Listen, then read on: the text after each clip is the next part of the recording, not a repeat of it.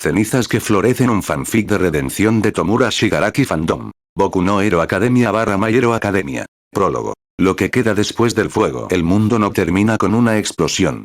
Termina en silencio. Tomura Shigaraki lo aprendió esa noche, tendido sobre los escombros de lo que alguna vez fue el frente de batalla más grande que Japón había visto en décadas.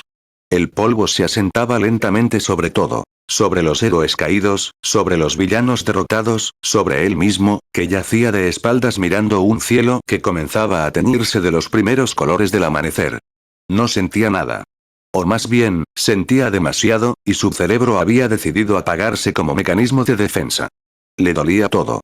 Las manos, que habían desintegrado tantas cosas que ya no recordaba la textura de lo que era suave. El pecho, donde algo dentro de él, el corazón, el alma, el fantasma de la persona que pudo haber sido, palpitaba con una irregularidad alarmante. Los ojos, secos y rojos de tanto odio, de tanto llorar sin saber que estaba llorando. Alrededor de él, la ciudad de Haku era un cementerio de concreto y acero. Y él era el único que seguía despierto para verlo. ¿Cuándo había empezado todo? No en esa batalla, no. Todo había empezado mucho antes, en un jardín, con unas manos que no eran suyas rodeando su cuello. En la casa de un hombre que se llamaba padre pero que nunca supo serlo. En los ojos de su familia mirándolo morir y sin moverse para ayudarlo. O quizás había empezado antes incluso. En el momento en que nació con ese poder en las yemas de los dedos y nadie supo qué hacer con él. Shigaraki cerró los ojos. El amanecer llegó de todas formas.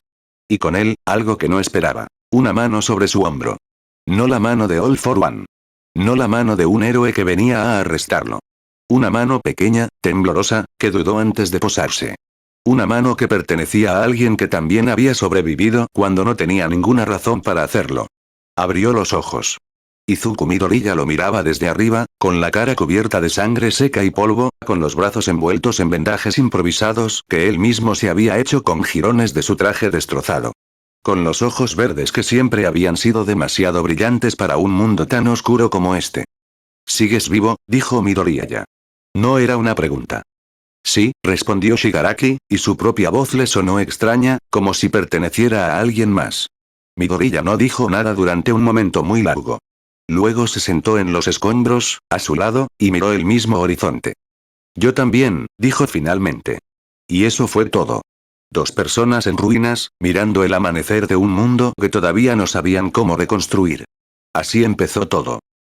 Parte 1. Los muertos que caminan. Capítulo 1. El detenido. Los grilletes que usaba la Comisión de Seguridad Pública para los usuarios de quirks de alto riesgo estaban diseñados específicamente para inhibir habilidades.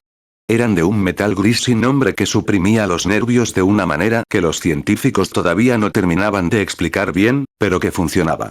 Vaya que funcionaba. Shigaraki los llevaba en las muñecas, en los tobillos, alrededor del cuello como un collar de perro, y en cada uno de los dedos de ambas manos, individual e independientemente. 12 grilletes en total. 12 recordatorios constantes de lo que era. Un arma desactivada. La celda era blanca. Todo era blanco. Las paredes, el techo, el suelo, la cama angosta, la silla de plástico, la mesita donde le dejaban la comida 3 veces al día. Blanco absoluto, sin sombras, con una luz artificial que nunca se apagaba. No dormía bien. Nunca había dormido bien, pero ahora era peor. Las pesadillas eran lo de siempre al principio. All for One con su cara de cadáver sonriéndole, diciéndole que estaba orgulloso, que había hecho bien, que era exactamente lo que siempre había querido que fuera. La Liga de Villanos, sus subordinados, las personas que habían muerto por su causa y las personas que habían muerto a causa suya. La diferencia entre esas dos categorías se había vuelto borrosa con los años. Pero después de la primera semana, las pesadillas cambiaron. Empezó a soñar con el jardín. No el jardín de la memoria de Tenko Shimura, que era verde y brillante y olía a pasto húmedo. El jardín de sus sueños era el mismo lugar pero en ruinas, como si el tiempo hubiera pasado sobre él sin misericordia. La casa en cenizas. El columpio oxidado y caído. Y en el centro, la figura de un niño de 5 años que lo miraba con una expresión que Shigaraki tardó varios sueños en reconocer. Era él. El niño era él, antes de todo. Antes del poder, antes de All for One, antes de aprender que odiar era más fácil que amar. El niño no decía nada. Solo lo miraba. Y Shigaraki se despertaba con las manos temblando dentro de los grilletes, buscando algo que desintegrar, y encontrando solo el vacío blanco de su celda. El día 16 de su detención, le dijeron que tendría una visita. No esperaba que fuera Midoriyaya. ¿Por qué estás aquí? Fue lo primero que dijo, cuando el chico entró a la sala de visitas escoltado por 2 guardias que se quedaron en los rincones con la tensión de quien sostiene una bomba. Midoriya se sentó al otro lado del vidrio reforzado y lo miró durante un momento sin responder. Tenía el brazo izquierdo en un cabestrillo. Había cicatrices nuevas en las que todavía podía ver que estaban frescas, rosadas, recientes. Pero sus ojos eran los mismos de siempre. Demasiado directos, demasiado serios para alguien de su edad. Quería verte, dijo finalmente. ¿Por qué? Porque nadie más ha venido. Shigaraki no supo qué responder a eso. Se quedó mirando la mesa entre ellos, los propios grilletes, cualquier cosa que no fuera la cara de Midoriyaya. No necesito que nadie venga, dijo. Lo sé. Midoriya apoyó los codos en la mesa y juntó las manos. Ese gesto que hacía cuando estaba pensando algo importante. Shigaraki lo había visto hacer eso antes, en el campo de batalla, una fracción de segundo antes de que se le ocurriera algo que debería haber sido imposible. Pero vine de todas formas. ¿Para qué? ¿Para decirme que lo que hice estuvo mal? Ya lo sé. No. Para preguntarte algo. Shigaraki levantó la vista. No pudo evitarlo. ¿Qué? Midoriya lo miró directamente, sin apartar los ojos, con esa intensidad que era casi incómoda de sostener. ¿Qué quieres tú, Shigaraki? No All for One. No la liga. No el plan que te metieron en la cabeza cuando eras chico. ¿Tú? ¿Qué quieres? Silencio. Era una pregunta simple. 4 palabras. Y Shigaraki no tenía respuesta. Había pasado toda su vida adulta queriendo destruir la sociedad, demoler el sistema, acabar con los héroes. Había querido que todo ardiera porque cuando era Tenko Shimura, el mundo le había enseñado que no había lugar para él en él. Que su existencia era un error. Que lo mejor que podía hacer era desaparecer. ¿Pero qué quería ahora? No lo sabía. No lo sé, dijo en voz alta, y fue la cosa más honesta que había dicho en años. Midoriya asintió lentamente, como si esa respuesta fuera exactamente la que esperaba. Bien, dijo. Eso es un buen lugar desde donde empezar. Capítulo 2. Los que quedaron. 3 meses después de la batalla, el mundo seguía tratando de entender qué había pasado. Las noticias hablaban del número de bajas, de los edificios destruidos, de los millones de yenes en daños materiales. Hablaban de los héroes caídos, de los que se retiraron por lesiones, de los que nunca volverían a ser los mismos. Hablaban de la reconstrucción, de los fondos de ayuda, de las investigaciones que el gobierno había abierto sobre el funcionamiento de la Comisión de Seguridad Pública. No hablaban mucho de los que habían sobrevivido en el lado equivocado. Toga y Miko había sido capturada inconsciente y llevada a una instalación médica de máxima seguridad. Dabi, Touya Todoroki, estaba en terapia intensiva con quemaduras en el 70% del cuerpo, entre la vida y la muerte durante semanas antes de que los médicos pudieran decir con alguna certeza que iba a sobrevivir. Spinner estaba detenido en el mismo complejo que Shigaraki pero 2 salas separadas. Compress había perdido un brazo en la batalla. De los demás miembros de la liga, Shigaraki no sabía nada. Y no preguntó. Tampoco preguntó por los Nomeus. Por Kurohiri. Por ninguna de las criaturas que All for One había creado a lo largo de los años usando su poder. Porque Kurohiri era Oboroshirakumo, y pensar en eso todavía le costaba algo que no sabía nombrar. Midoriya volvió 2 semanas después de su primera visita. Esta vez traía un libro. No puedes dármelo, dijo Shigaraki cuando el guardia le explicó que el visitante quería dejar algo. Las reglas de la instalación no permiten. Ya lo chequeé, dijo Midoriya desde el otro lado del vidrio, con esa sonrisa pequeña que usaba cuando sabía que tenía razón. Los libros de papel sin objetos metálicos ni electrónicos son permitidos como material de visita. El guardia lo revisó 2 veces. Shigaraki miró al guardia. El guardia asintió, claramente sin ganas. El libro era una novela. Una de fantasía, con una portada que mostraba una ciudad de torres de piedra y un cielo lleno de estrellas. No era ningún libro famoso que Shigaraki reconociera. No era nada que tuviera ningún significado particular. ¿Por qué este? Preguntó. Porque me pareció que podías necesitar un lugar donde ir que no fuera esta habitación blanca, dijo Midoriya simplemente. Shigaraki pasó los dedos enguantados sobre la tapa. Los guantes eran otro sistema de seguridad. de un material especial que suprimía el kirk a nivel de la piel, además de los grilletes. No me gustan las historias de fantasía, dijo. ¿Has leído alguna? Pausa. No. Entonces no sabes si te gustan o no. Lo odiaba. Odiaba lo mucho que le costaba argumentar contra esa lógica tan simple y tan directa. Lo había odiado en el campo de batalla también, cuando Midoriya encontraba siempre el ángulo exacto desde donde atacar que no se podía bloquear. Bien, dijo Shigaraki, y tomó el libro. Esa noche, con la luz blanca que nunca se apagaba, leyó los primeros 3 capítulos. No era tan malo. Capítulo 3. La comisión. El juicio de Tomura Shigaraki comenzó 5 meses después de su detención. Era, según los expertos legales que comentaban en los noticieros, el proceso judicial más complejo en la historia de Japón. La lista de cargos era larga. Decenas de ataques a instituciones civiles y militares, destrucción de propiedad pública y privada, homicidio, un número que Shigaraki escuchó en la sala del tribunal y que le sonó abstracto, imposible, demasiado grande para caber en su cabeza, tentativa de homicidio, conspiración, terrorismo. Habían pasado 12 horas de la primera audiencia cuando su abogada defensora, una mujer de mediana edad con el cabello gris y una expresión perpetuamente agotada que se llamaba Yamashiro Keiko, le explicó que el Ministerio Público quería la cadena perpetua en una instalación de máxima seguridad. ¿Y la alternativa? Preguntó Shigaraki. Yamashiro lo miró por encima de los lentes. Hay un programa, dijo lentamente, como midiendo cada palabra. Experimental. El Departamento de Rehabilitación de Quirks trabajando en conjunto con la Comisión de Seguridad Pública y la Asociación de Héroes. Se llama Proyecto Aurora. Es para usuarios de Quirks de alto potencial que han cometido crímenes graves pero que, hizo una pausa. Que en la evaluación psicológica muestran posibilidades de reintegración. Reintegración, repitió Shigaraki. A la sociedad. Con supervisión constante, por supuesto. Uso restringido del Kirk. Un período inicial en una instalación cerrada pero más humana que esto. Y luego, si el progreso es favorable, trabajo comunitario supervisado. Shigaraki dejó escapar un sonido que podría haber sido una risa si hubiera tenido más vida dentro. Nadie va a querer eso. La opinión pública me va a linchar. La opinión pública ya está dividida, dijo Yamashiro, y sacó un tablet que deslizó hacia él a través de la mesa. En la pantalla había capturas de redes sociales, noticias, artículos de opinión. Hay personas que quieren exactamente eso. Cadena perpetua, el encierro más absoluto posible. Pero hay otras que están, curiosamente dispuestas a escuchar otra narrativa.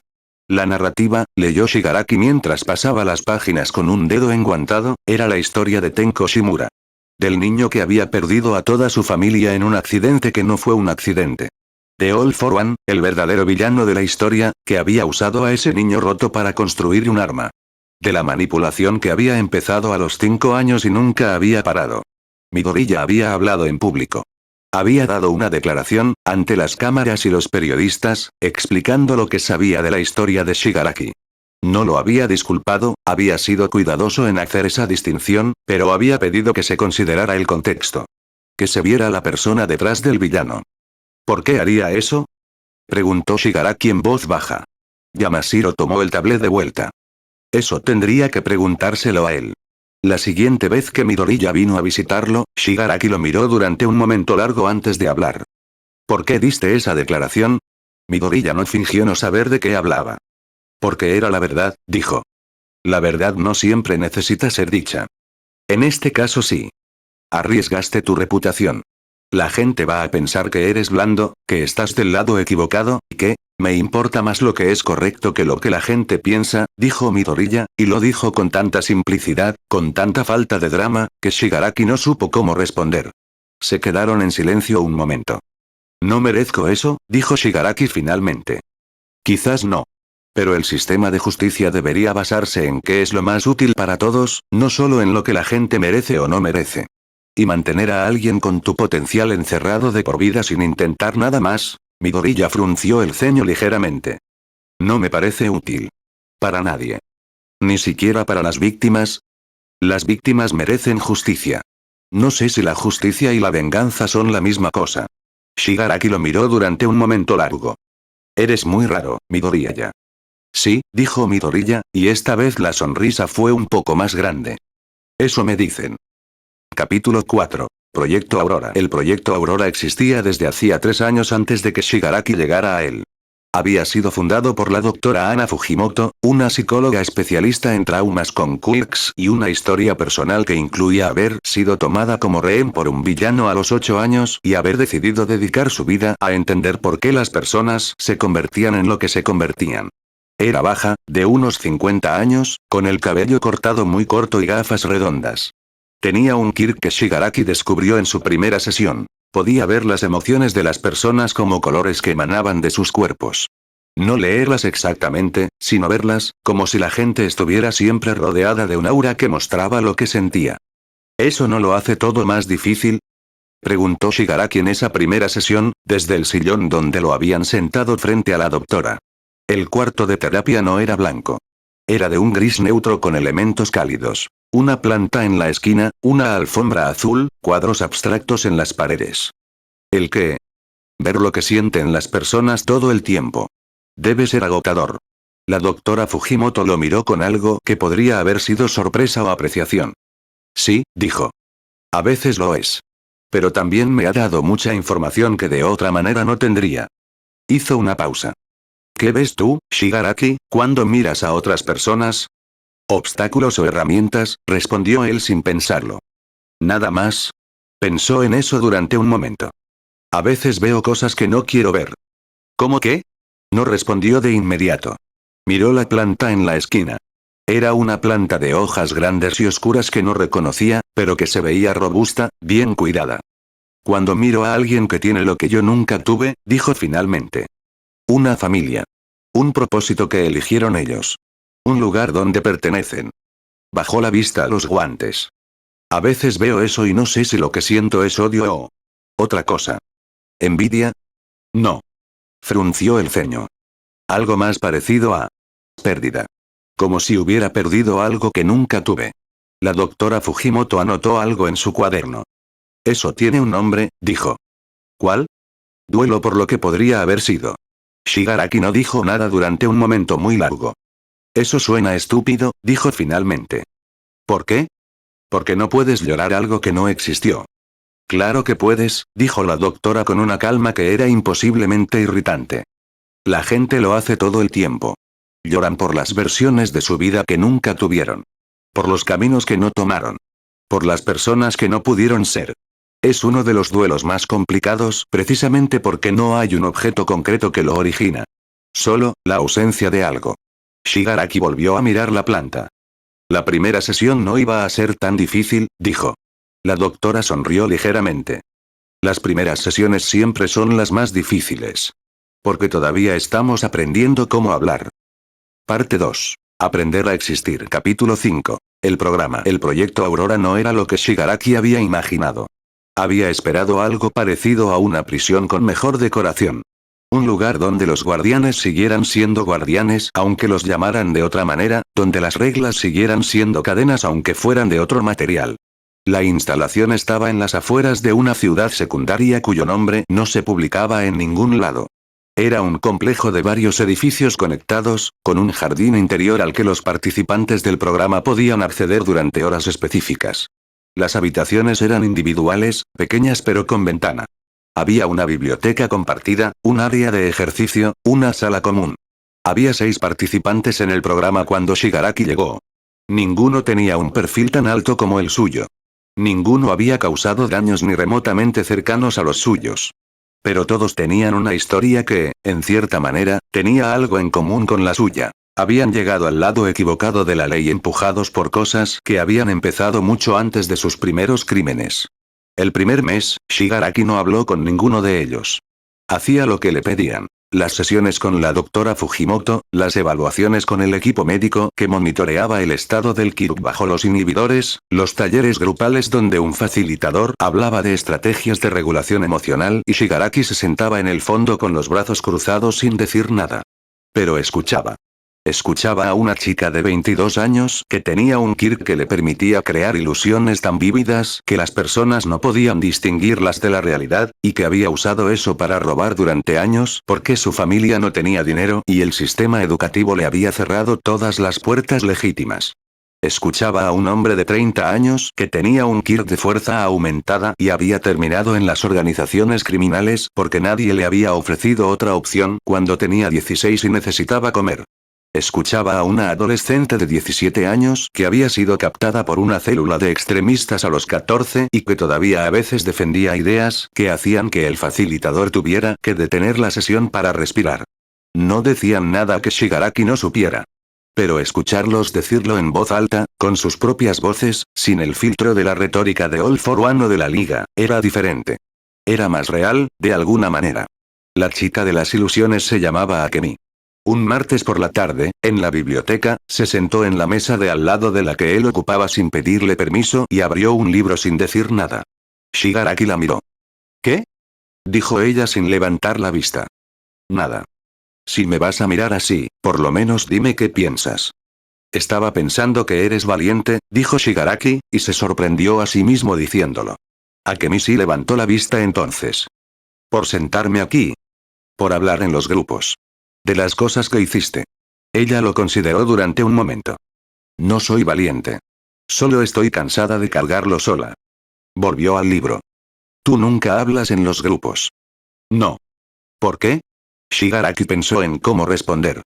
Porque no sé cómo hablar de eso todavía, dijo finalmente. Sin convertirlo en otra cosa. Akemi asintió lentamente, como si entendiera exactamente lo que quería decir. Yo tampoco sabía. El facilitador me enseñó un truco. Primero hablas de los hechos. Solo los hechos, sin justificaciones ni explicaciones. Y después, cuando ya puedes hacer eso, empiezas con el por qué. Shigaraki miró la mesa. Los hechos son bastante peores en mi caso. En el mío también, comparado con la mayoría de la gente, dijo ella simplemente. Pero aquí todos sabemos que somos los mismos independientemente del tamaño de lo que hicimos. No respondió. Pero tampoco se fue. Siguieron sentados en la misma mesa durante 2 horas, leyendo en silencio.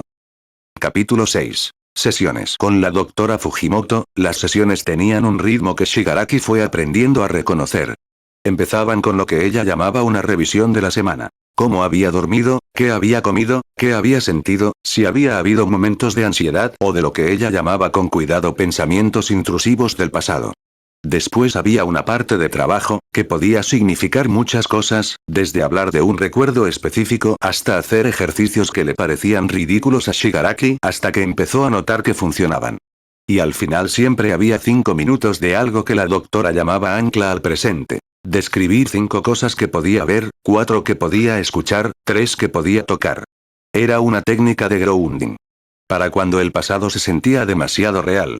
En la 5ª semana, la doctora Fujimoto le preguntó por Tenko Shimura. Cuéntame de él, dijo. Soy él, dijo Shigaraki. Lo sé. Cuéntame de él de todas formas. Como si me estuvieras contando de otra persona. Shigaraki la miró durante un momento. Luego miró la planta, que seguía ahí, igual de verde y robusta. Era un niño que quería ser héroe, dijo finalmente. Como todos los niños. Le gustaban los videojuegos. Le gustaba, hizo una pausa. Le gustaba cuando su hermana le leía. Tenía miedo de la oscuridad pero no lo decía porque su padre pensaba que eso era de cobardes. ¿Qué más? Era curioso. Hacía demasiadas preguntas. Le molestaba que las cosas no tuvieran sentido. Bajó la vista. Creía que el mundo era un lugar donde los buenos al final ganan. ¿Cuándo dejó de creerlo? La respuesta llegó sin pensarla. Cuando el mundo le demostró que para él no había ningún lugar. La doctora anotó algo. ¿Ese niño y tú son la misma persona? Shigaraki tuvo que pensar en eso durante un momento real. No lo sé, admitió. A veces se siente como si fueran 2 personas distintas. Como si Tenko Shimura hubiera muerto ese día en el jardín y yo fuera lo que quedó después. ¿Y qué quedó? Odio, dijo. Y poder.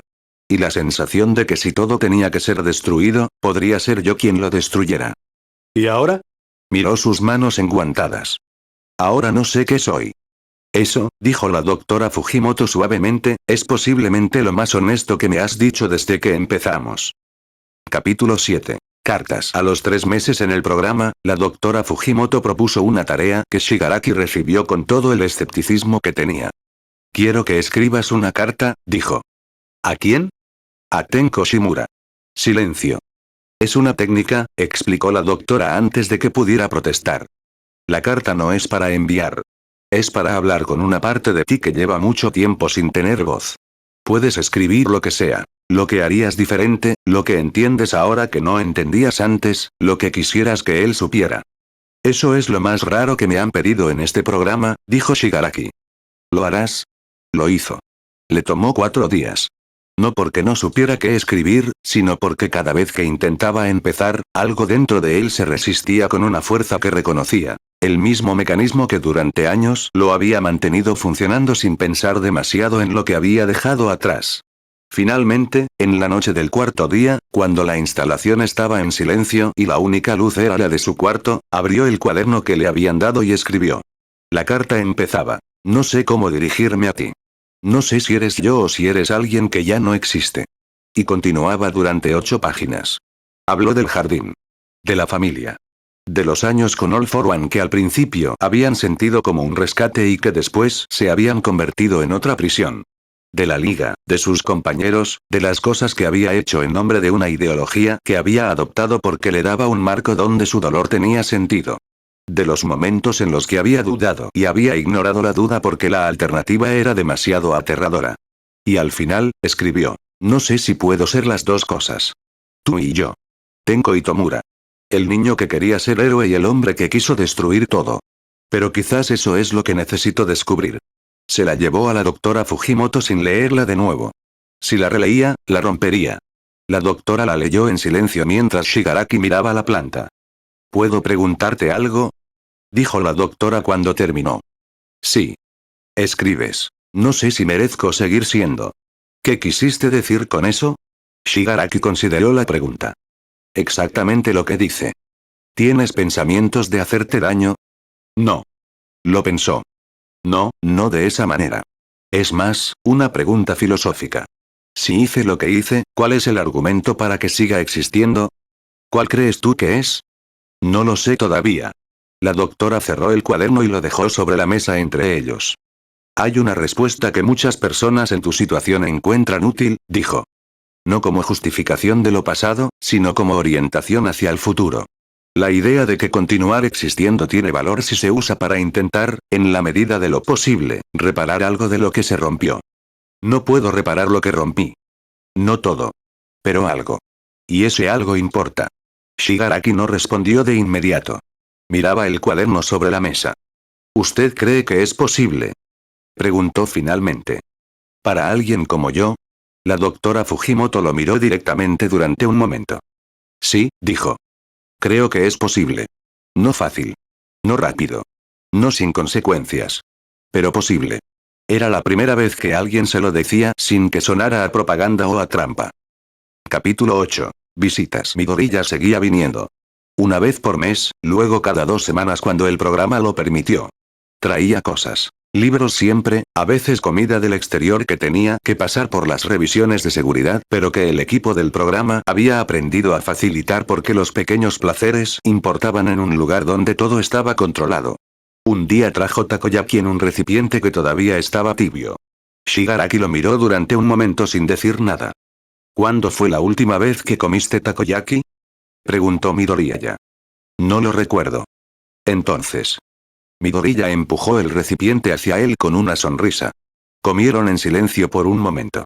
Era la primera vez que comían juntos, que era una forma extraña de ver algo que solo consistía en 2 personas en lados opuestos de una mesa con comida entre ellos, pero a Shigaraki le parecía más significativo que muchas cosas más complicadas. ¿Cómo va todo? Preguntó Midoriya. El programa. Las sesiones. Los talleres grupales donde todos dicen cosas que deberían sentirse tontas pero no lo hacen. Midoriya asintió. ¿Y el Kirk? Shigaraki bajó la vista a los guantes. Inhibido. Todavía. Hizo una pausa. La semana que viene van a hacer una evaluación para ver si se puede reducir el nivel de inhibición. ¿Cómo te sientes con eso? Era una pregunta que la gente del programa le hacía todo el tiempo. Era una pregunta que había aprendido a no responder automáticamente con bien o no sé. Asustado, dijo. Y no sé si el miedo es mío o si es el instinto del Kirk. A veces no puedo distinguir dónde termina uno y empieza el otro. Midoriya lo pensó durante un momento. Tiene sentido. El tuyo está conectado a cómo procesas la realidad de una manera que la mayoría de los quirks no lo están. El Dr. Garaki documentó eso, aunque lo hizo de maneras que preferiría no recordar. Frunció el ceño ligeramente. ¿Los del programa lo saben? La doctora Fujimoto tiene todos los archivos. Pausa. Los archivos de lo que Garaki hacía son completos. Demasiado. Hubo un silencio. ¿Cómo estás tú? Preguntó Shigaraki, porque se dio cuenta de que nunca lo preguntaba. Midoriya pareció sorprendido por un segundo. Bien, dijo. El brazo ya casi está. Recovery Gel hizo lo que pudo, y el resto es rehabilitación. Miró su propia mano derecha, que sostenía un palillo de manera que parecía deliberadamente casual. Hay algunas cosas que quizás no vuelvan del todo. Pero puedo seguir siendo héroe, que era lo que importaba. ¿Quieres seguir siendo héroe? La pregunta pareció sorprender a Midoriya también. Sí, dijo finalmente. Pero de manera diferente. No solo pelear. Hay mucho trabajo que hacer en cómo funciona el sistema, en qué apoyo tienen las personas antes de llegar al punto donde no ven otra salida. Levantó la vista hacia Shigaraki. Lo que vi en Overhaul, en Stein, en la liga, no fue solo de personas que eran malas. Fue de personas que el sistema había fallado de maneras específicas y repetidas. Shigaraki lo miró. Podrías haber dicho eso sin venir aquí. Sí. Pero quería decírtelo a ti. ¿Por qué? Midoriya lo pensó durante un momento. Porque eres parte de por qué lo estoy pensando, dijo. Porque peleé contigo suficientes veces para darme cuenta de que había algo ahí que no era solo villanía. Y porque creo que si el sistema hubiera funcionado diferente cuando eras Tenko Shimura, hizo una pausa. No sé. Quizás nada hubiera cambiado. Pero quizás sí. Shigaraki miró el recipiente de takoyaki vacío. Gracias por el takoyaki, dijo. Midoriya sonrió. De nada. Parte 3. Lo que se rompe y lo que se repara. Capítulo 9. La evaluación del Kirk. La evaluación se hizo un martes de octubre, con lluvia.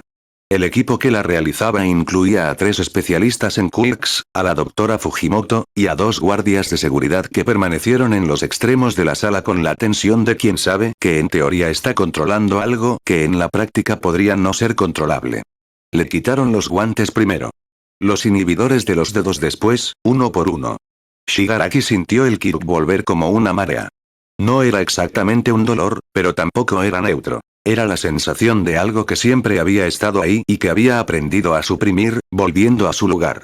Las yemas de los dedos hormiguearon. El aire a su alrededor pareció cambiar de temperatura de una manera que solo él podía sentir. ¿Cómo te sientes? Preguntó la doctora Fujimoto. Con el Kirk activo, dijo. ¿Puedes describir la sensación? Pensó en cómo hacerlo. Como cuando tienes la boca seca durante mucho tiempo y de repente tomas agua.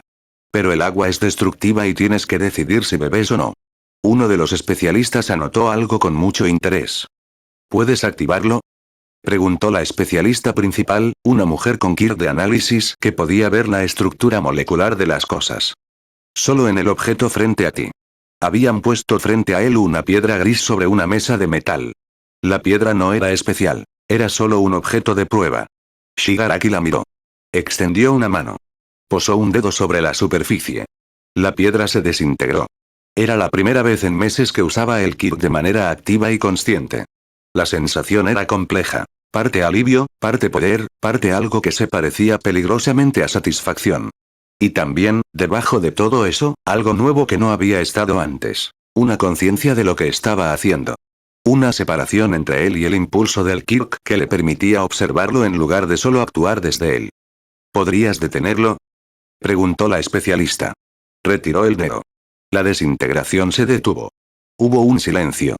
Eso, dijo la especialista, y Shigaraki notó que su voz sonaba genuinamente impresionada a pesar de intentar mantener la neutralidad profesional, es significativamente diferente de lo que muestran los archivos previos.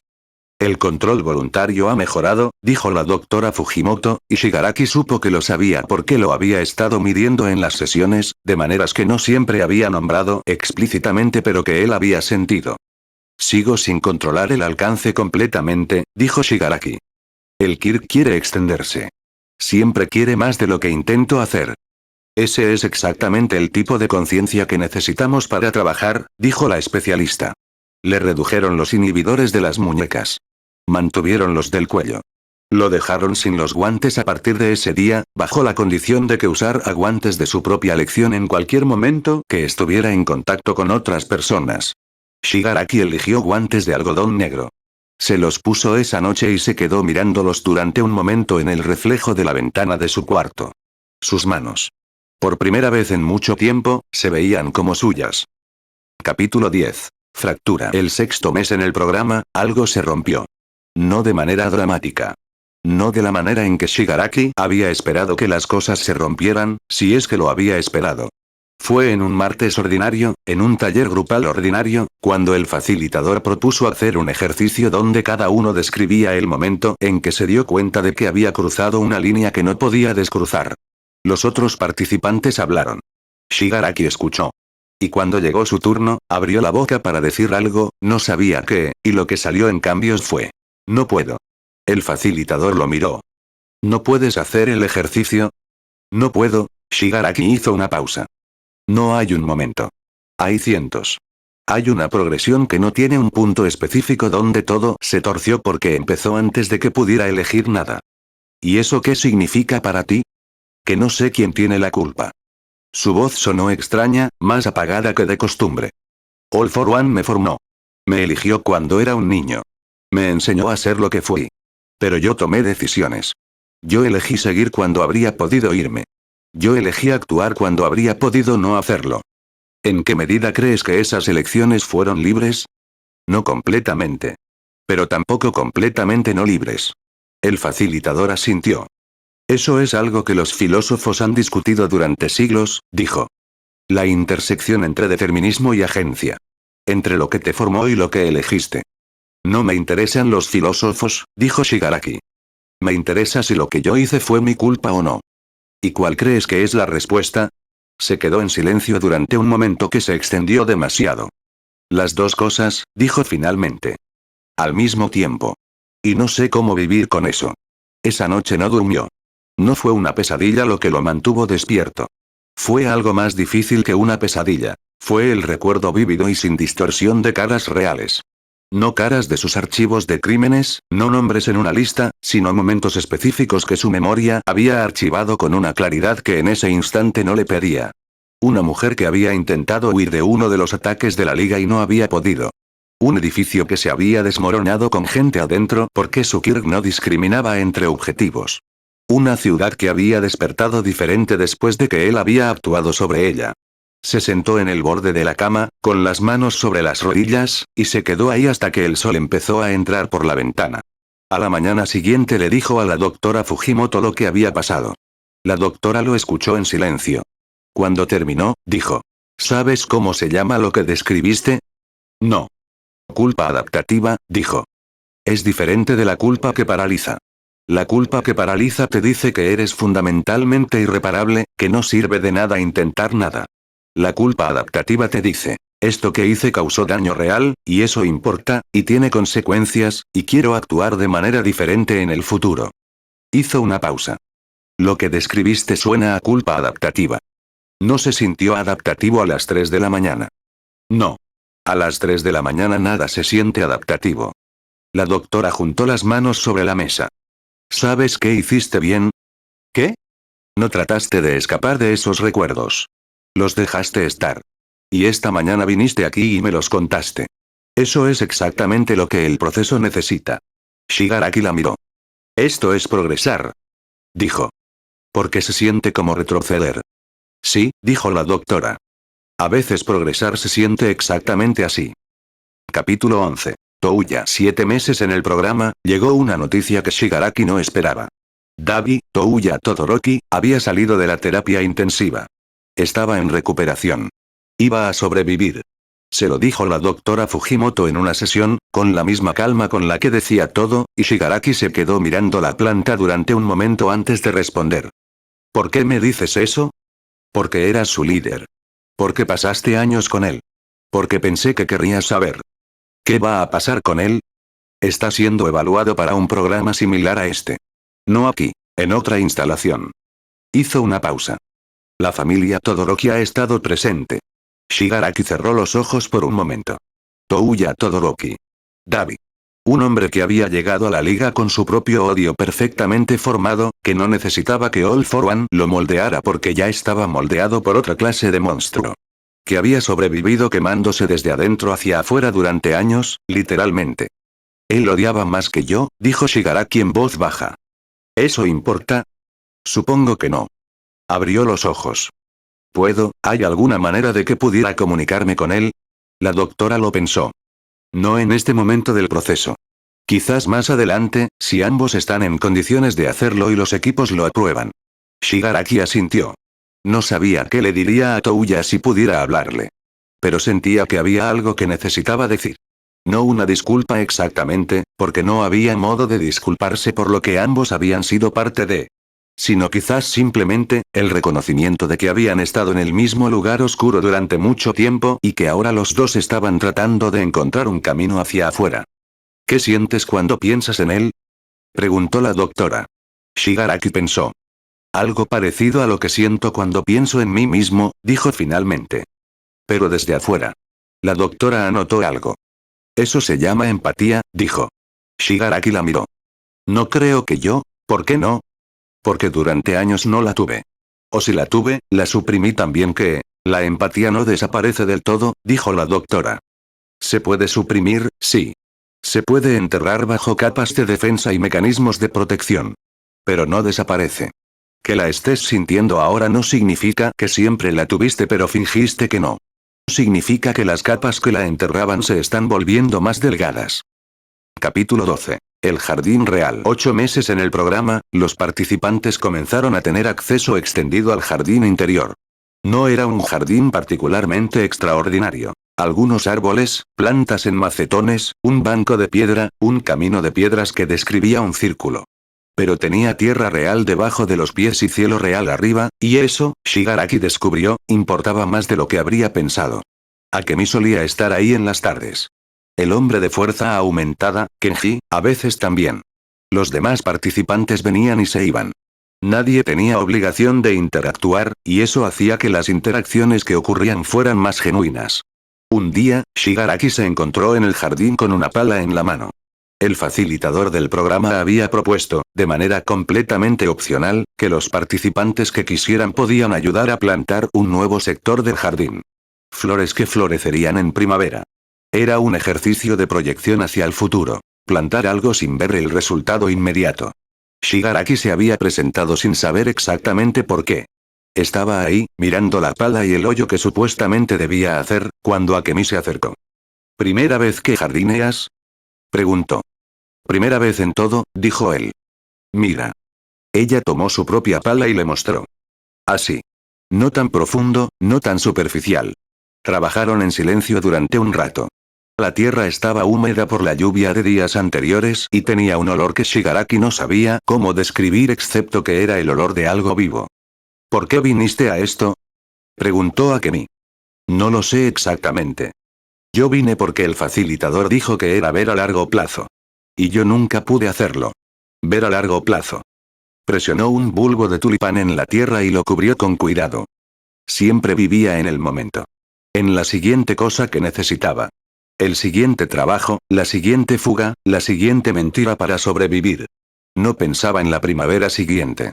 Shigaraki pensó en eso mientras hacía su propio hoyo. Yo pensaba demasiado en el largo plazo, dijo. Pero en el sentido equivocado.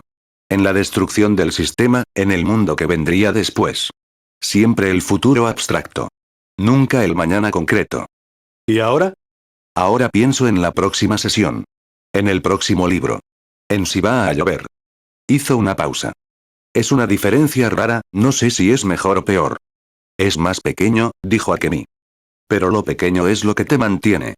Plantaron en silencio durante un rato más. ¿Crees que van a florecer? Preguntó Shigaraki finalmente, mirando los pequeños montículos de tierra. Los tulipanes son resistentes, dijo Akemi. Casi siempre florecen si los tratas bien. Shigaraki miró sus manos enguantadas sobre la tierra. Yo nunca traté nada bien, dijo. Hay una primera vez para todo, dijo Akemi simplemente, y siguió plantando. Parte 4. Lo que se construye. Capítulo 13. El primer año. El primer aniversario de su entrada al programa fue un martes gris de noviembre. No lo había marcado en ningún calendario. La doctora Fujimoto lo mencionó en la sesión de esa semana. ¿Cómo te sientes al llegar a este punto? Preguntó. Shigaraki pensó en la pregunta de verdad, que era algo que ya hacía casi automáticamente. Pensar antes de responder. Buscar la respuesta real en lugar de la respuesta defensiva. Diferente, dijo. No como antes. No como cuando llegué. Algo en el medio que todavía no tiene nombre. ¿En qué sentido diferente? Antes, dijo despacio, como construyendo la frase mientras hablaba, vivía como si todo fuera una guerra. Cada momento era táctica o amenaza. Cada persona era un obstáculo o una herramienta. Cada emoción era un peligro que necesitaba suprimir o convertir en combustible. ¿Y ahora? Ahora, a veces me siento en el jardín y solo estoy. Sin táctica. Sin amenaza. Miró la planta en la esquina, que había crecido durante el año. Alguien la había regado, la había cuidado, y estaba notablemente más grande que cuando había llegado. Es raro. Incómodo a veces. Pero también, buscó la palabra. ¿Cuál? Aliviante, dijo. La doctora sonrió levemente. ¿Sabes qué es eso? Descanso. Paz, dijo ella. O el principio de ella. Shigaraki miró la planta. Todavía tengo pesadillas, dijo. Lo sé. Todavía hay días donde el Kirk se siente como algo que quiere escaparse y hacer daño. Donde tengo que usar cada técnica que me enseñaste para no dejar que eso tome el control. Lo sé. Todavía no sé si merece la pena continuar. La doctora lo miró. ¿Merece la pena para quién? Para mí.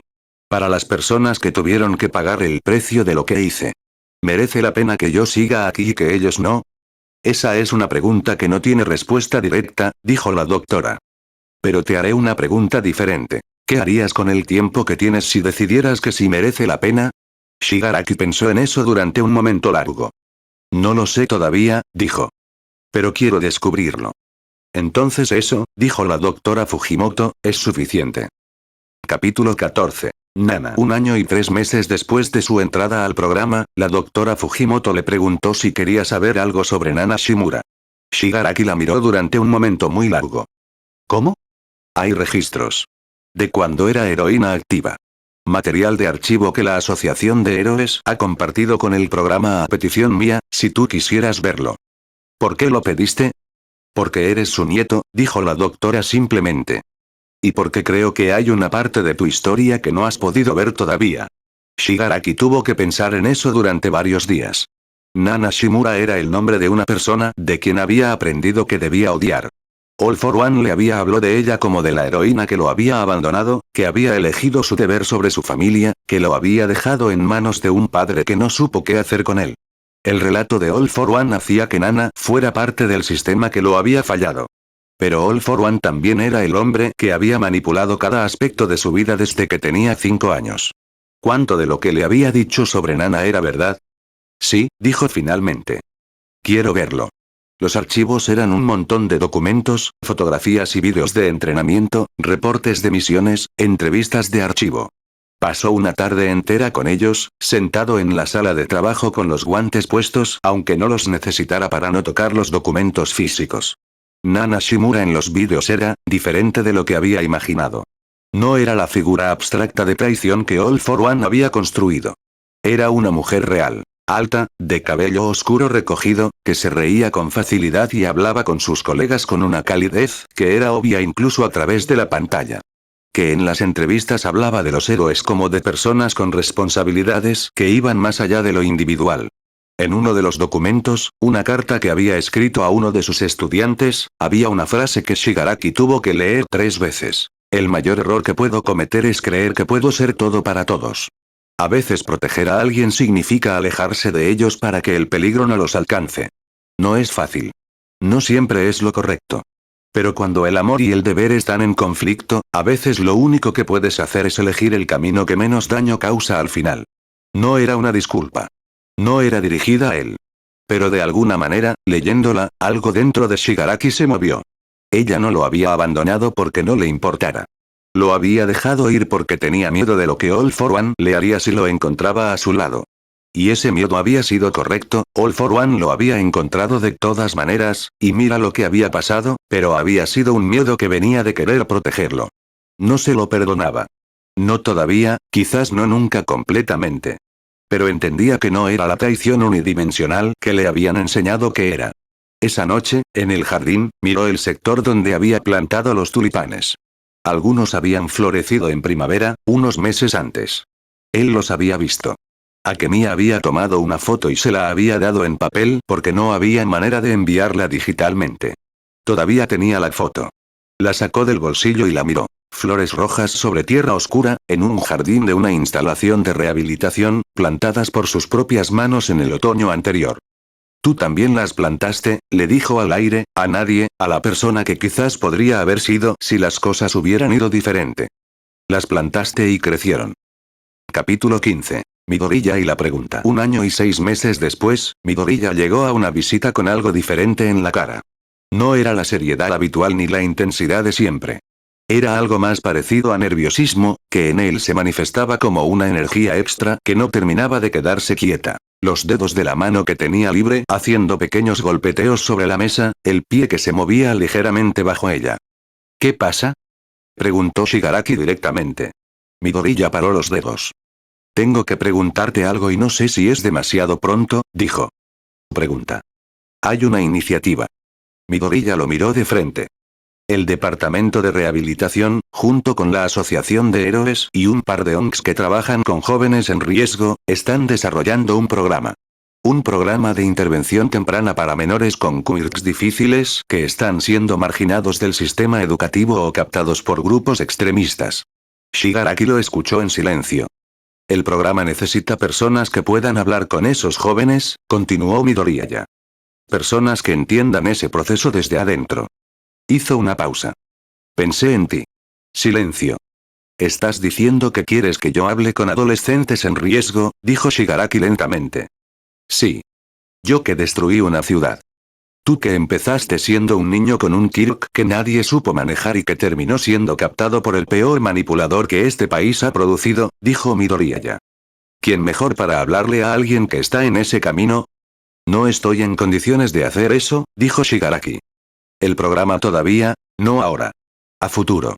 Si el progreso continúa, si la junta del programa lo aprueba, si tú quieres hacerlo. Midoriya se inclinó ligeramente hacia adelante. Pero quería saber si querías.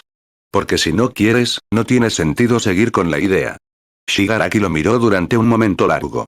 ¿Lo quería? Habría dicho que no sin pensarlo, hace 1 año. Habría dicho que era absurdo, que era propaganda del sistema, que era exactamente la clase de tokenismo que el sistema hacía para limpiar su propia conciencia. Pero ahora, ¿para qué serviría?, preguntó. En términos concretos. Si se puede llegar a un joven antes de que cruce una línea irreversible, Midoriya lo pensó. Si se puede mostrarle que hay otra salida, que hay personas que entienden lo que vive, que el camino que parece inevitable no lo es, hizo una pausa. Una persona es un universo. Si se puede mantener a una persona del lado correcto de esa línea, valió la pena. Shigaraki pensó en Akemi. En Kenji. En la adolescente de 17 años que todavía a veces decía cosas que hacían que el facilitador parara las sesiones para respirar, pero que había llegado al programa a los 17 cuando habría podido no llegar hasta los 20 o los 25 con mucho más daño acumulado. Voy a pensarlo, dijo. Midoriya asintió. Está bien. ¿Por qué tú?, preguntó Shigaraki. ¿Por qué sigues viniendo? ¿Por qué propones esto? ¿Por qué? Hizo un gesto vago que intentaba abarcar todo el 1 año y medio de visitas. ¿Por qué? Midoriya lo pensó durante un momento de verdad. Porque creo en las personas, dijo finalmente. Es una cosa simple y quizás estúpida, pero es la verdad. Creo que casi nadie nace queriendo ser el tipo de cosa que terminaste siendo. Y creo que cuando eso pasa, cuando alguien termina en ese lugar, hay una falla del sistema tanto como hay una falla de la persona. Lo miró directamente. Y creo que si puedo hacer algo para que las dos cosas cambien, tengo que intentarlo. No soy un proyecto de rehabilitación social, dijo Shigaraki. Lo sé. Eres una persona. Midoriya no desvió la mirada. Eso es exactamente por qué vine. Capítulo 16. El testimonio. 2 años después de la batalla, el tribunal llamó a Shigaraki para una audiencia adicional. No era un juicio adicional. Era una sesión de revisión del proceso de rehabilitación, requerida por el tribunal para evaluar si el programa estaba teniendo los efectos esperados y si la sentencia inicial podía ser modificada. Shigaraki entró a la sala del tribunal con los guantes puestos, los grilletes reducidos a los tobillos y al cuello, habían quitado los de los dedos y las muñecas 3 meses antes, escoltado por la doctora Fujimoto y 2 guardias de seguridad. La sala estaba llena.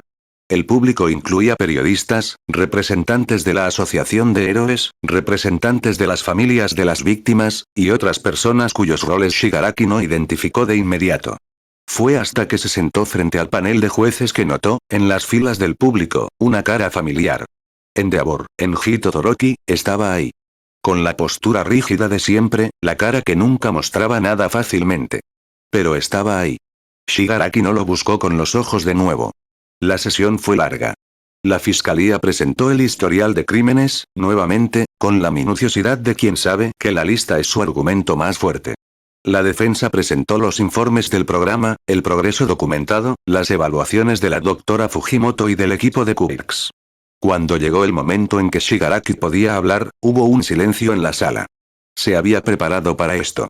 Con la doctora, con su abogada. Había escrito lo que quería decir y lo había dicho en voz alta muchas veces hasta que salía sin que se sintiera como una actuación. No voy a pedir disculpas, dijo, y sintió el movimiento en la sala cuando lo dijo, la tensión que eso generó. No porque no reconozca el daño que causé, sino porque una disculpa sin cambio es solo palabras, y he aprendido que las palabras vacías son una de las cosas más baratas que existen. Hizo una pausa. Lo que puedo decir es esto. Pasé 2 años en el proyecto Aurora aprendiendo cosas que debería haber tenido la oportunidad de aprender desde niño. Cómo reconocer lo que siento. Cómo no dejar que el Kirk controle mis decisiones. Cómo hablar con otras personas sin convertirlas en obstáculos o en herramientas. Cosas que la mayoría de las personas aprenden con sus familias, en la escuela, en la vida ordinaria que yo no tuve. No digo eso como excusa. Lo digo como contexto. Porque creo que si el sistema que dice proteger a las personas hubiera funcionado para mí cuando era Tenko Shimura, hay una posibilidad, no certeza, pero posibilidad, de que las cosas hubieran sido diferentes. Las cosas no fueron diferentes. Y hay personas que sufrieron por eso. Familias que perdieron a alguien. Comunidades que tuvieron que reconstruirse. Y yo no puedo deshacer eso. No hay ninguna cantidad de terapia o de trabajo o de buenas intenciones que deshaga a lo que ya ocurrió. Lo que sí puedo hacer es lo que venga después. Que sea diferente. Y si se me da la oportunidad de hacerlo, voy a usarla bien. El silencio cuando terminó de hablar duró varios segundos. Fue Enji Todoroki quien habló después. No porque tuviera que hacerlo, sino porque pidió la palabra y el tribunal se la dio. Se levantó de su asiento en el público y habló desde ahí, sin moverse al estrado. Tengo un hijo, dijo, y su voz era la de alguien que había aprendido a hablar sobre ciertas cosas con un esfuerzo que todavía no era invisible. Un hijo que llegó al mismo camino que esta persona, por razones que en parte tienen que ver con cómo fui yo como padre. Touya Todoroki. Dabi. Touya sobrevivió. Está en un programa similar al de este hombre. ¿Y yo? Hizo una pausa que era visible en la mandíbula, en la manera en que sus manos se cerraron ligeramente. Yo estoy aprendiendo lo que significa intentar reparar algo que pensaba que era imposible reparar. No estoy aquí para abogar por Shigaraki. Estoy aquí porque cuando miro su historia veo patrones que reconozco. De sistemas que fallan a los niños. De adultos que no estuvieron cuando debían estar. De poder sin responsabilidad, en múltiples direcciones. No sé si la rehabilitación funciona siempre. No sé si funciona en este caso específico. Pero sé que cerrar esa puerta sin intentarlo es una decisión que el sistema toma demasiado fácilmente con las personas que más lo necesitan. Volvió a sentarse. El tribunal tomó 3 semanas para deliberar. La sentencia final fue: Proyecto Aurora extendido por 2 años adicionales bajo supervisión intensiva, con revisión anual. Permiso de trabajo comunitario supervisado a partir del 6º mes del segundo periodo. Restricciones del Kirk mantenidas con reducción gradual según evaluación. No era libertad. Pero era algo. Parte 5. Después. Capítulo 17. El primer día afuera. El trabajo comunitario supervisado comenzó un miércoles de abril. Shigaraki salió de la instalación del programa con un supervisor de seguridad, vestido con ropa civil que Midori ya había traído, jeans, sudadera, guantes, y llegó a una sala de una ONG que trabajaba con jóvenes en riesgo en una ciudad a 40 minutos de la instalación. La sala olía a café y a papel. Había sillas plásticas y una pizarra con marcadores de colores. Había 4 jóvenes esperando, todos con la expresión de quien ha sido mandado a algún lado que no eligió y no está seguro de para qué. El coordinador de la ONG, un hombre joven llamado Watanabe, le había explicado la dinámica previamente. Una sesión de 2 horas, charla informal, preguntas y respuestas si surgían. Los jóvenes sabían que el visitante tenía un historial con la justicia. No sabían exactamente quién era. Eso era una decisión deliberada del programa. La identidad podía distraer del mensaje. Shigaraki se sentó en una de las sillas plásticas, frente a los 4 jóvenes, y los miró un momento. Uno de ellos era un chico de quizás 14 años con kit de descomposición parcial de metales que, según el archivo que el coordinador le había dado, había sido expulsado de 2 escuelas por incidentes relacionados con el Kirk y estaba siendo rastreado por una red criminal que reclutaba usuarios de quirks destructivos. Shigaraki lo reconoció en el instante en que lo vio. No al chico en sí. A la expresión. Esa mezcla específica de desafío y miedo que usaban los que ya sabían que el mundo no era un lugar para ellos. Empiezo con una pregunta, dijo Shigaraki, porque era lo que había decidido con la doctora Fujimoto. ¿Alguien de ustedes ha tenido alguna vez la sensación de que su Kirk es más un problema que una ventaja? Silencio. Luego, lentamente, todos levantaron la mano. Bien, dijo Shigaraki. Entonces empezamos desde ahí. Capítulo 18. Conversaciones. Las sesiones de trabajo comunitario fueron 2 veces por semana durante los primeros 3 meses. Shigaraki no era terapeuta. No pretendía serlo. Lo que hacía era diferente. Hablaba. Contaba. Respondía preguntas con honestidad, incluso las que eran difíciles de responder. Un martes, una chica de 16 años le preguntó directamente. ¿Cuántas personas murieron por tu culpa? La sala quedó en silencio. El coordinador Watanabe hizo un movimiento como para intervenir. Shigaraki lo detuvo con un gesto leve. Más de las que puedo contar y recordar con cara, dijo. Y eso es algo que voy a cargar el resto de mi vida. ¿No te importaba? Preguntó la chica. En ese momento no de la manera que debería haber importado. Porque me habían enseñado, durante años, a pensar en las personas como abstracciones. Como parte de un sistema que necesitaba destruirse. Hizo una pausa. Pero hay una diferencia entre pensar que el sistema está roto y hacerle daño a las personas que viven dentro de él. Yo no podía ver esa diferencia en ese momento. Ahora sí. ¿Por qué ahora? Porque alguien se tomó el tiempo de ayudarme a verla, dijo. Eso es lo que estoy tratando de hacer aquí. Después de esa sesión, la chica se quedó cuando los demás se fueron y le preguntó, en voz más baja, si él creía que las personas podían cambiar de verdad. Sí, dijo Shigaraki. Pero no solas. Necesitan a alguien que crea que es posible. La chica asintió lentamente. ¿Y si ese alguien no existe? Entonces hay que encontrarlo, dijo. O construirlo. O convertirse en eso para alguien más. Capítulo 19. Touya. 2 años y 8 meses después de la batalla, Shigaraki y Touya Todoroki se vieron por primera vez desde aquella. Fue en una sala de reuniones de las instalaciones donde Touya estaba en su propio programa de rehabilitación, con supervisores de ambos lados presentes y un acuerdo previo entre los equipos de que la reunión podía detenerse en cualquier momento si cualquiera de los dos lo necesitaba. Touya estaba diferente. Las quemaduras habían dejado marcas que la medicina y el tiempo habían suavizado pero no borrado. Líneas de piel más clara y más oscura que cruzaban su cara y cuello, un ojo izquierdo que había perdido parte de su movilidad. Se movía con más lentitud que antes. Pero sus ojos, el azul que era igual al de su padre y diferente de él al mismo tiempo, eran más calmos. No perfectamente calmos. Touya Todoroki no iba a ser perfectamente calmo en mucho tiempo, si es que alguna vez lo era. Pero más calmos. No sé cómo empezar esto, dijo Touya, y su voz era más ronca que antes. Yo tampoco, dijo Shigaraki. Silencio.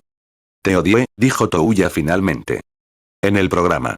Cuando empecé a poder pensar de manera diferente, una de las primeras cosas que pensé fue cuánto te odiaba. ¿Por qué? Porque eras el líder y seguí. Hizo una pausa. Sé que eso es mi responsabilidad, no tuya. Pero en ese momento necesitaba algo que odiar que no fuera solo a mí mismo. Shigaraki asintió. ¿Y ahora? Touya lo pensó. Ahora entiendo que los dos éramos personas que alguien más había roto a propósito. Miró sus propias manos, que también tenían cicatrices. Lo que hicimos fue real y no lo puedo deshacer. Pero el origen de por qué lo hicimos también fue real. No somos los únicos responsables. No. Pero tampoco somos solo víctimas. No, acordó Shigaraki. Otro silencio. ¿Sabes lo que es lo más raro? Dijo Touya. En el programa, me preguntaron qué quería. Y por primera vez en mucho tiempo pude responder algo que no era destrucción. ¿Qué respondiste? Touya lo miró con algo que podría haberse convertido en una sonrisa si las cicatrices de su cara se lo permitieran completamente. Quería conocer a mi hermano menor, dijo. El que nunca conocí porque había decidido que toda la familia Todoroki era el enemigo. Hizo una pausa. Shoto vino la semana pasada. ¿Cómo fue? Difícil. Touya miró la mesa. Muy difícil. Pero fue real. Por primera vez en mucho tiempo, algo fue real. Shigaraki pensó en los tulipanes en el jardín. En la carta que había escrito a Tenko Shimura. En los jóvenes en las sillas plásticas de la ONG con sus preguntas difíciles. Sí, dijo. Sé a qué te refieres. Capítulo 20. Lo que se llama futuro. El tercer año del programa fue diferente de los anteriores. No de manera dramática. No hubo un momento específico donde todo cambió. Fue una acumulación. Más sesiones de trabajo comunitario, más jóvenes en más salas, más conversaciones que empezaban con desconfianza y terminaban con algo parecido a reconocimiento. Más libros en la biblioteca del programa que Shigaraki había leído y que Akemi y él discutían los martes por la tarde. Más tulipanes plantados en el jardín, porque el sector original se había expandido y ahora había también narcisos y algunas hierbas aromáticas que el coordinador del jardín había agregado porque eran más fáciles de mantener.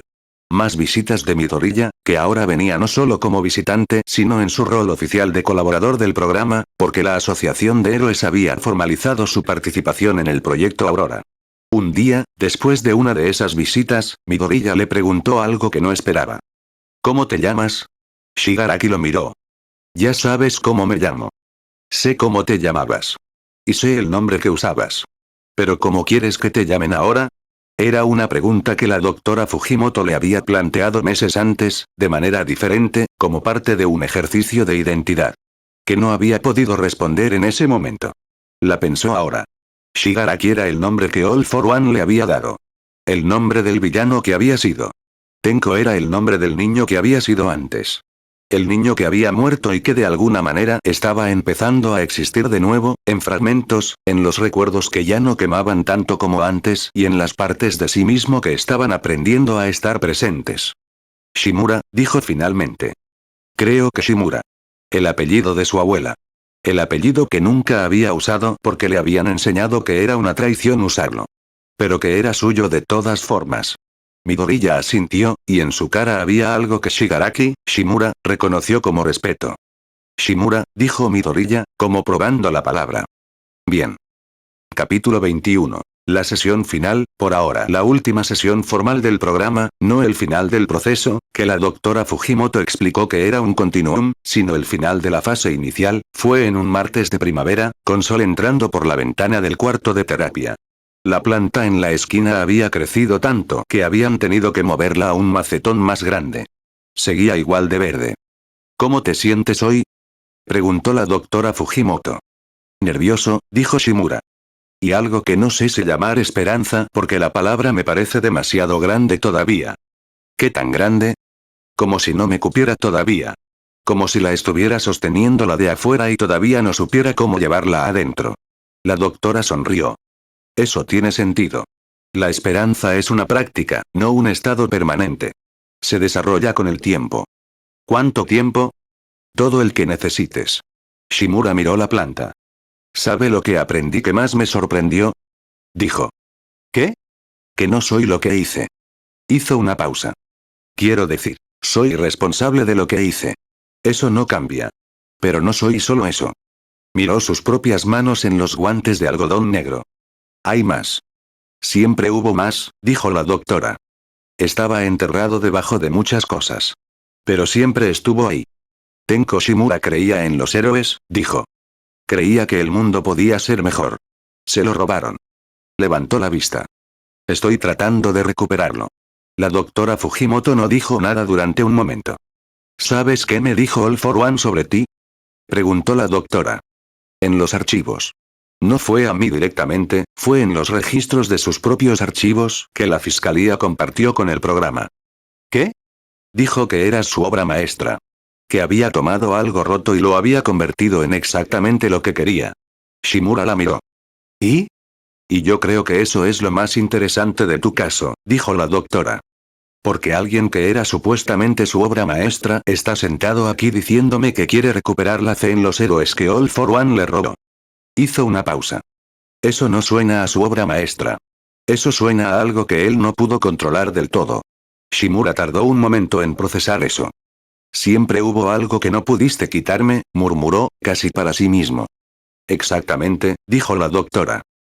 Epílogo. Cenizas que florecen 4 años después de la batalla de Haku. El jardín del proyecto Aurora está en plena primavera. Los tulipanes, en su 4ª temporada, llenan el sector que Akemi y Shimura plantaron aquel primer otoño con colores que van del rojo al amarillo al blanco. Los narcisos están abiertos. Las hierbas aromáticas han desbordado sus macetones y alguien tuvo que hacer trasplante de emergencia la semana pasada. Shimura está en el jardín cuando llega Midoriya. No como visitante. Midoriya ahora viene regularmente en su rol de enlace entre la asociación de héroes y el programa.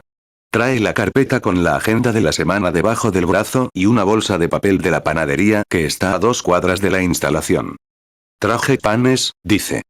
Lo huelo, dice Shimura sin levantar la vista de la planta que está revisando. El de la esquina va a necesitar más agua esta semana. Anotado.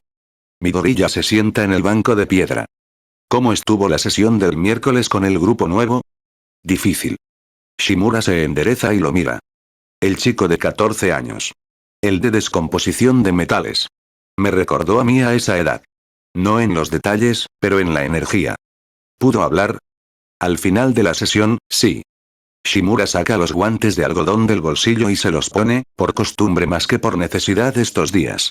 El Kirk está controlado lo suficientemente bien como para que los grilletes sean mínimos, pero los guantes se han convertido en algo que elige ponerse. Le recuerdan que hay elección. Dijo que nunca había pensado que alguien que hubiera pasado por lo que yo pasé pudiera estar aquí. Hablando. Sin estar encadenado. ¿Qué le respondiste? Que tampoco yo lo había pensado. Shimura mira los tulipanes. Que hay cosas que no puedes imaginar hasta que ocurren. Midoriya abre la bolsa de panes y saca 2. ¿Hay novedades de Touya? La semana que viene cumple 1 año en trabajo comunitario sin incidentes. Shimura acepta el pan. Y Shoto va a estar en la evaluación. Eso es enorme. Sí. Están en silencio un momento, comiendo pan en el jardín de primavera. ¿Puedo preguntarte algo? Dice Midoriya. Ya sé que vas a preguntar de todas formas. ¿Cuándo fue el último momento en que pensaste que no valía la pena seguir? Shimura piensa en la pregunta de verdad. Hace 3 meses, dice finalmente. Una noche mala. La clase de noche donde el cerebro te muestra todo lo que hiciste y te dice que no hay equilibrio posible. ¿Qué hiciste? Las técnicas de la doctora.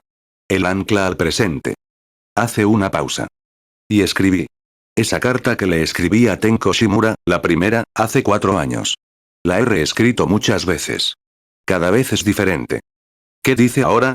Shimura mira los tulipanes. Dice que las cenizas pueden ser tierra fértil, dice. Si alguien se toma el tiempo de trabajarlas. Midoriya no dice nada durante un momento. ¿Puedes quedarte con ese pensamiento para la noche mala siguiente? Estoy aprendiendo a hacerlo, dice Shimura. El sol de primavera calienta el jardín. Los tulipanes se mueven levemente con un viento que no alcanza para ser viento, solo una respiración del mundo. Shimura mira sus manos en los guantes negros. Manos que desintegraron. Manos que plantaron flores.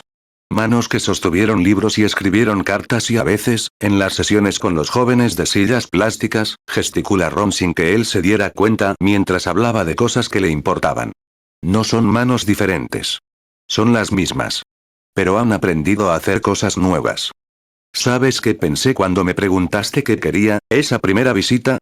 Dice Shimura. Midoriya lo mira. ¿Qué pensaste? que era una pregunta trampa. Que nadie preguntaba eso sin querer algo a cambio. Hace una pausa. Tardé meses en entender que a veces las personas preguntan porque de verdad quieren saber. ¿Y ahora qué quieres? Shimura mira el jardín. Los colores de los tulipanes. El banco de piedra. El cielo de primavera que se extiende sobre la instalación y más allá de ella, sobre la ciudad, sobre el país, sobre el mundo que sigue siendo imperfecto y roto y complicado pero que de alguna manera, sigue estando ahí. Quiero seguir viendo qué pasa, dice. Quiero saber cómo florece la siguiente temporada. Quiero ver qué ocurre con el chico de 14 años.